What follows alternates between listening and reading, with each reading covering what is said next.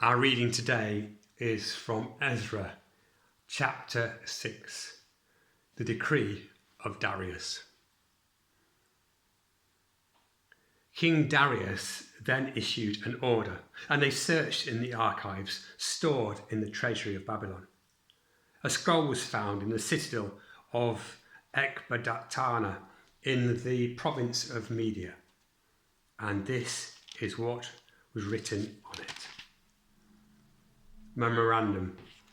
In the first year of King Cyrus, the king issued a decree concerning the temple of God in Jerusalem. Let the temple be rebuilt as a place to present sacrifices, and let its foundations be laid. It is to be 90 feet high and 90 feet wide, with 3 courses of large stones and 1 of timber. The costs are to be paid by the royal treasury. Also the gold and silver articles of the house of God, which Nebuchadnezzar took from the temple in Jerusalem and brought to Babylon, are to be returned to their places in the temple in Jerusalem. They are to be deposited in the house of God.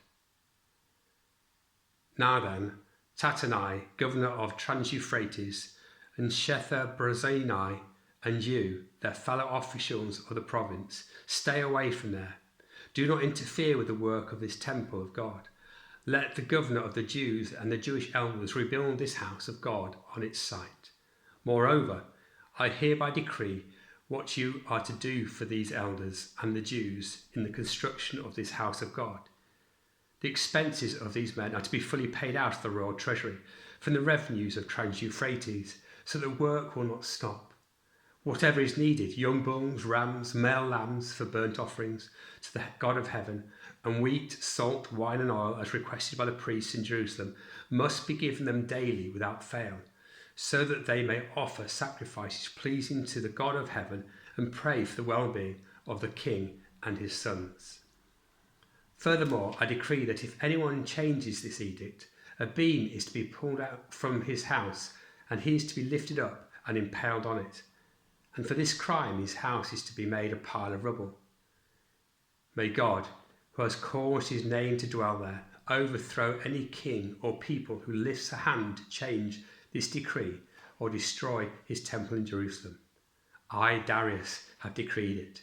Let it be carried out with diligence. Then, because of the